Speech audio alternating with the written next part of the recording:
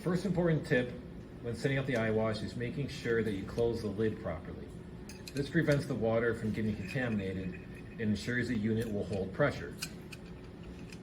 When installing the lid, you want to make sure it is properly aligned with the station or tank.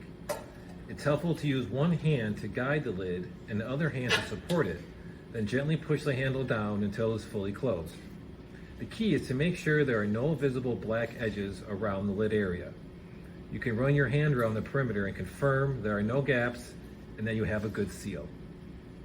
If the lid does not look secure, you can reposition it so it is installed properly.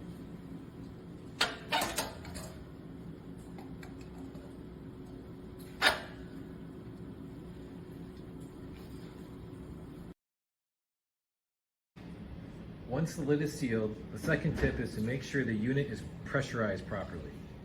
The key here is before you pressurize the unit, remove the dust covers and make sure the valve is open by activating the eyewash a bit. Failure to do so may damage the valve. Next, when you start to pressurize the unit, it's normal for some water to come out of the eyewash. After this happens, close the valve and finish pressurizing the unit to 90 psi or what is recommended on the installation guide.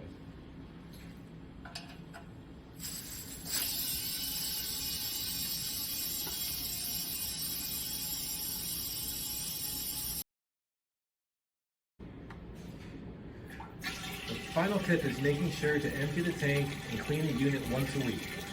You can clean the tank using warm water and mild soap.